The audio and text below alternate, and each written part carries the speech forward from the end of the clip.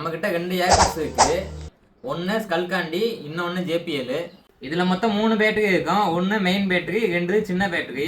இதில் சார்ஜ் போட்டால் கீழே இருக்க மெயின் பேட்டரியில் சார்ஜ் ஏகும். மெயின் பேட்டரி மூலமாக தான் இந்த 2 ஏர்பட்ஸுக்கு சார்ஜ் ஏகும். இதில் இந்த மெயின் பேட்டரி நல்லா தான் இருக்குது. ஆனால் அந்த மேலே இருக்க ஏர்பட்ஸ் பேட்டரி வந்து சார்ஜே ஏக மாட்டேங்குது. ஃபஸ்ட்டு உள்ளே இருக்க பேட்டரியை கழட்டணும். இதில் இருக்க பேட்டரி தனியாக கழட்டியாச்சு. இப்போ இந்த பேட்டரி வந்து புதுசாக வாங்கினோம்னா இந்த பேட்டரியை கழட்டிட்டு போய் இதே சைஸில் இருக்க மாதிரி பேட்டரி வாங்கணும். இதோட பெருசாக இருந்தால் செட் ஆகாது. கொஞ்சம் சின்னதாக இருந்தால் கூட பரவாயில்ல. இப்போ அதை விட கொஞ்சம் சின்னதாக வாங்கியிருக்கோம். இந்த PMS போர்டை எடுத்து நம்ம இதில் மாட்டணும். அப்போ தான் வந்து கரெக்டாக வேலை செய்யும்.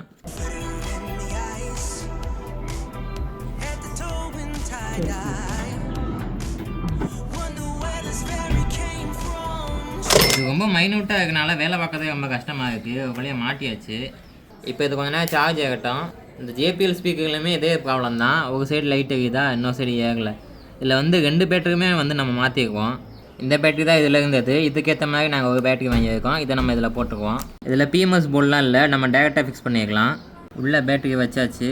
இப்போ அதை மூடிட்டு இந்த வயரை வந்து கரெக்டாக அதில் நம்ம சால்ட்ரிங் பண்ணிக்கணும். பரவாயில்ல, JPL கொஞ்சம் ஈஸியாக தான் கொடுத்துருக்காங்க.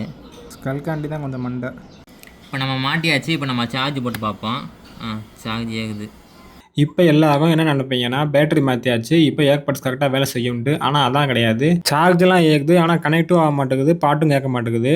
ஸோ நிறைய பேர் இந்த மாதிரி ஏர்பட்ஸை வந்து சரி பண்ணி தர சொல்லி கேட்டுட்ருக்கீங்க. இந்த மாதிரி ஏதாவது ஆகும்னு தான் நாங்கள் முடிஞ்ச அளவுக்கு ஏர்பட்ஸை வாங்குறதை கொஞ்சம் அவாய்ட் பண்ணிட்டோம். ஸோ தப்பாக நினச்சிக்காதீங்க. தேங்க்யூ. உங்கள் வீட்டு பிள்ளையா நினச்சி எல்லாரும் என்னை மன்னிச்சிருங்க.